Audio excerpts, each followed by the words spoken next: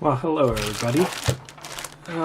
Right now I have an Anker battery pack here that I've recently gotten, and a lot of Ingress people will know about these. And a fellow player had a few of them, so he sold some off, and I want to see. I was thinking of making my own pack, but he had them for a good price, so I bought one off, and we'll see what they carry inside these and see how well.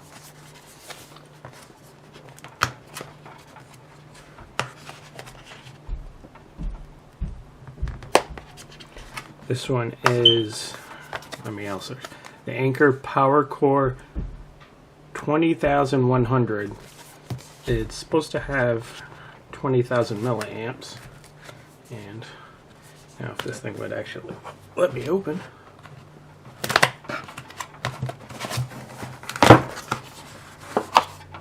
There we go. Little guide. In case you have no idea how a battery pack works. Happy. Hope so. Nothing. Oh.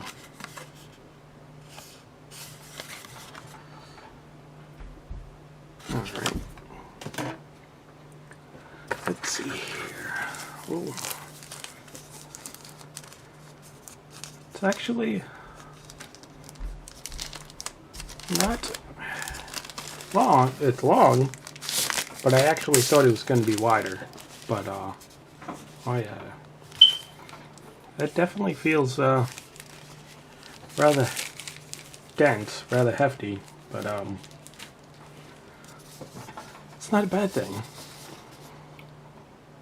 Let's see here, we have model A1271, capacity 20,100 milliamp, and 72.36 watt hours. Input 5 volt 2 amps, output 5 volt 4.8 amps. So says IQ. Got the input here to charge the pack, and then 2 outputs. Got a button here to, let's see, got 3 lights on. Looks like no screws. I'd have to just pop it. Hopefully nothing is glued or welded shut on here. Let's see what else is in here.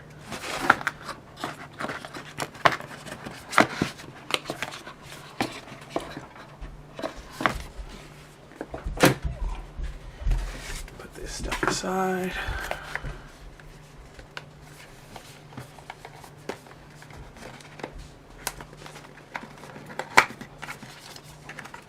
Should just be a charging cable.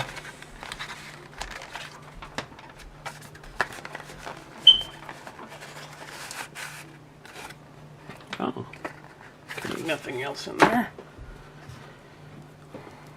So they gave one wire to a USB, a full USB port to a micro, is it? Use it to charge, and I think most phones also use this type wire. It's about let's see how long is this wire, because I don't know if it's stated anywhere, so get tape out somewhere. There we go. Alright, this thing measures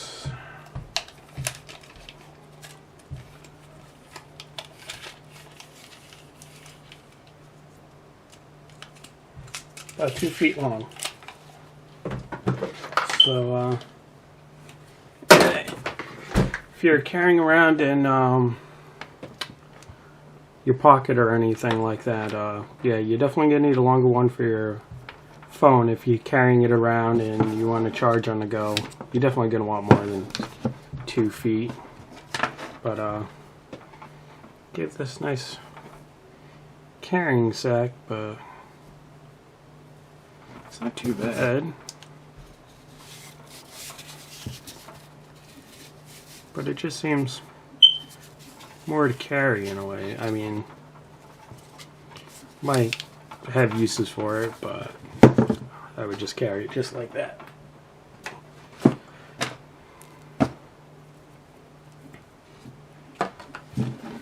So let's see how we're going to open this up here. See, body's very smooth there. Alright, so found some of my tools here. I know it's making a little bit of a mess to get it in there, but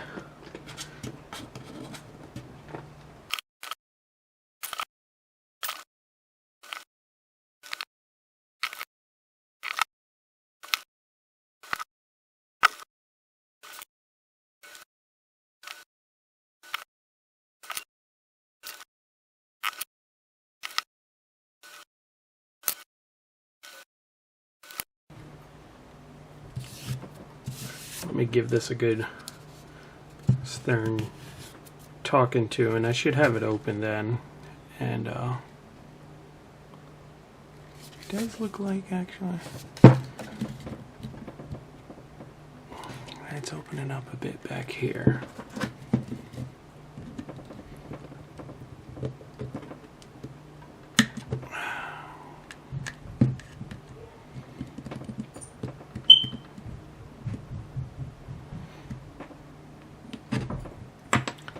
So yeah, I'll get this open and then I'll show what is the actual good way to open this and see if it's just glued or if there's clips. I'll show, so you know what to deal with if you ever want to go into one. So just give me a second and be right back. Okay, so managed to get this bastard apart. Does have plenty of clips all the way along the sides. Let's see if it sees better. There's 2 clips, 2 clips. They put them very close, so you got 1, 2, 3, 4, 5. You got 5 groups of clips. So then you also do have 2 close clips on the ends, so it makes it for a very durable seal actually. So that was very hard to come off, so they do seal it pretty well. They don't want you going in there. And the plastic is actually, don't know if see that, it's PC plus ABS, so that's polycarbonate blend with ABS to give it a bit more strength, a bit more resistance to impacts. And then in here we have up top, I think we got a voltage regulator on there, just one on the top there, and the number was 20CB. Wasn't much I could find, but I found some that used that number, and it was a voltage regulator of sorts, or a DC to DC converter, which might be used here, and well, would be.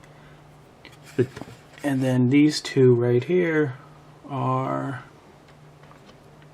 let me see, get in the light here,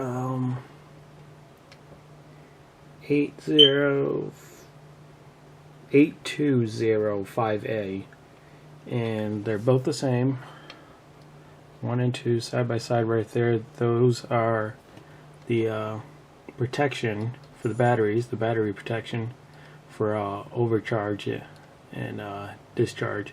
So there's the protection, there's 2 of them, and then on the inside here, tucked underneath here, we have another chip that seems to be a Toshiba. It is a TPC 8092. Looked that up. That was a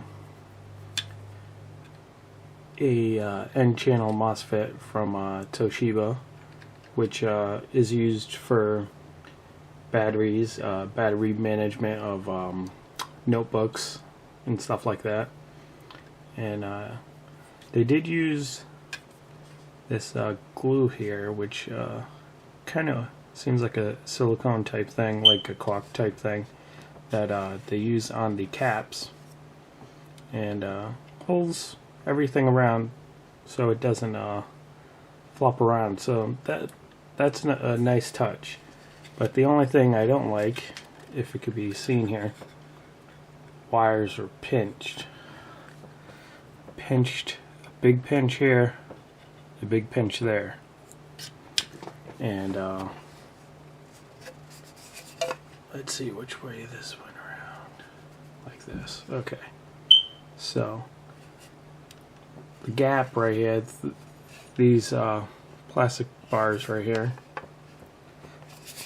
they're digging in to there. The wire wasn't I guess stuck down well enough in there, so it got caught on this side one right here. Oh wait, let's see. Yeah, so it got caught a bit on there. Then this one, the wire ran up here, so that was just too close to this one right here. So they just need to make sure they took those two wires down to watch out for that issue there. So got an issue with the thing cutting out, could be a wire pinch. There's a couple of pinches there. So that, yeah, that's not good.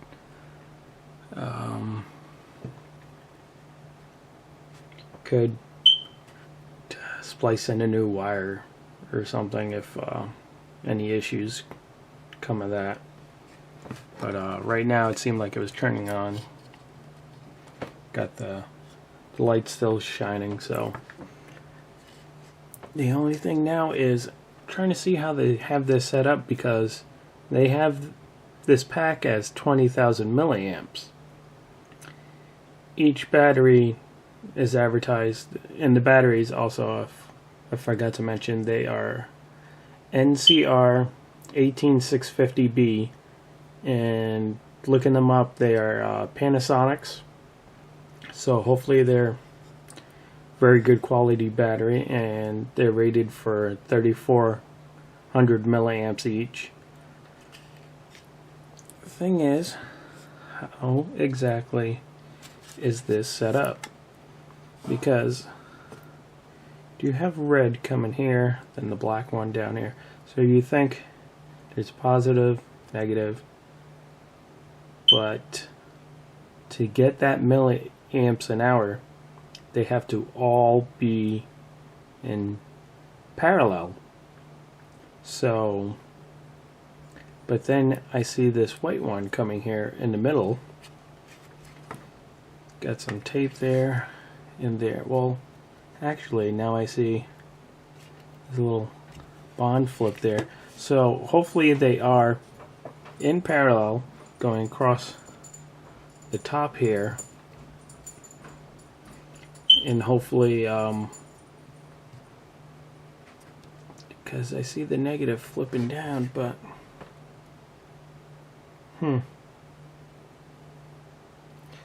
gonna have to look into this a bit more, because if it's in a 2 series 3 parallel, then you would only get the 10,000 milliamps. But if they're all in parallel, they're 3.7 volt batteries, so the DC converter would have to convert that up, so you won't really get the full 20,000 milliamps, because you're gonna have to use more milliamps to get that voltage from 3.7 to 5 on the outputs here. So it's either we're losing some of that 20 to boost the voltage, or it's actually running at a 2 series, and so we actually have half of the milliamps available. So let's see here, I don't want to pry that out of there, but these look like they run by as one parallel, and then you got another set here looking like another parallel. But then you have this wire here in the middle, and this looks like it's one pad running along the negative here, and then you see a little copper strip, it looks like, and it folds, and it's running now down this way. So now it looks like you have 2 series, as this pack is now, the negative is connected to the positive of this pack, because they're not flipped around or anything like that. So I just need to find out. Let's see, this one looks like it's connected onto the positive side. Oh, let's find out. Get the probes over here. Probe a little further into this. DC, let's see. Can I see? No. There we go. Fine. Trying to get it so it's visible on the camera there. Let's see. Oh, got clips on here. Screw that off.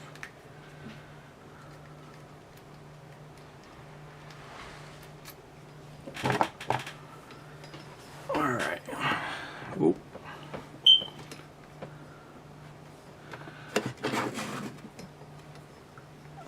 Let's see what we get here.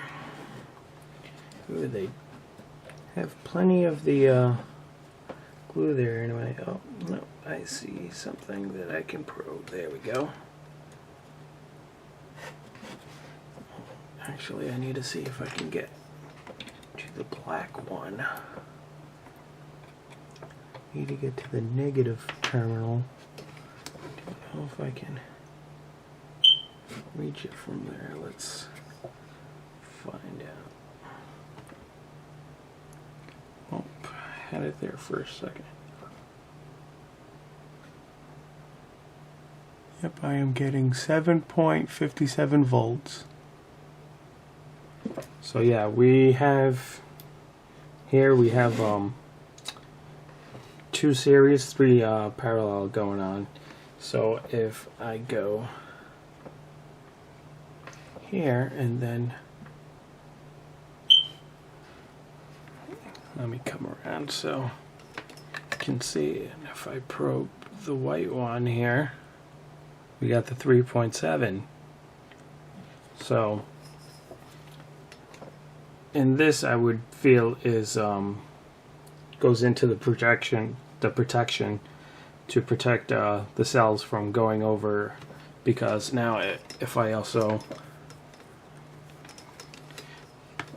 put the positive now on this side and probe where the negative is coming out of, you get the 3.7. So we got 3.78. So yeah, so this white wire here is in between the 2 series to measure the for the over voltage or over current, under voltage. So this is for the voltage protection of the battery cells. It's not for each individual one. Would be nice to make sure everything is balanced, but it goes balanced by the actual series. So what we're actually getting here isn't the full 20,000. We are getting 10,000. And then there is some, does have to reduce the voltage, because the total voltage between 3.7 and 3.7 was just over 7 volts, so it's got to bring it down to 5 volts. Probably get something out of there, but yeah, it's not going to give you the full 20,000. So they really should change that to how much you can actually, like, what's the usage that you can actually get out of it. Because saying the 20,000, you know, people assume, oh, you know, the battery on my phone is 3,000. Hey, this is 20,000. This is, you know, 6 times or so greater than my phone. But in the reality is it's 3 times. I mean, 3 times is great. Even when, say, like us Ingress players go into Anomaly, that having your battery in your phone and then having what essentially this would be like another 3 spare batteries on top of it. So it's great, but they should put the actual usage there. While everything does look, they do a good job in the quality of everything. Good plastic. The thing was very rigid, very well built, held together. The glue and everything. They do build this really solid and use quality components on this. But they should really change that advertising of the how many milliamps that you're actually going to get out of it. So right now they're just saying there's 20,000, yes, total, but what you're going to get actual usage out of it isn't. So overall, it's a very good battery. They just need to fix those numbers that they advertise.